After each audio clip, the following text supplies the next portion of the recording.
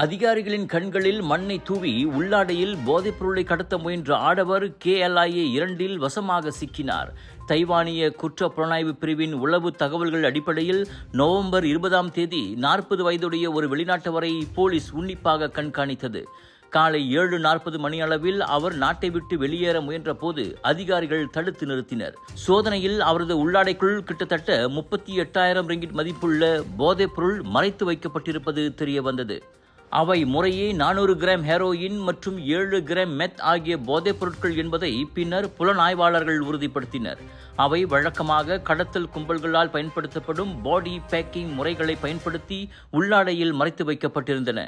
மலேசியாவிலிருந்து தைவானுக்கு போதைப்பொருள் கடத்துவோரை குறிவைத்து புக்கிட் அமானின் போதைப்பொருள் மற்றும் குற்ற புலனாய்வுத்துறை மற்றும் தைவான் அதிகாரிகளுக்கு இடையிலான கூட்டு நடவடிக்கையின் ஒரு பகுதியாக இந்த கைது மேற்கொள்ளப்பட்டது.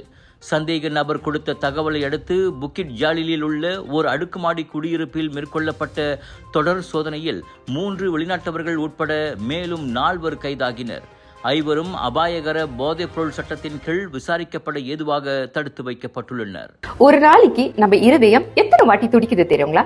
கிட்டத்தட்ட 1 லட்சம் வாட்டி. நம்ம தூங்குற நேரத்துல இருதயம் மெதுவா துடிக்கும்.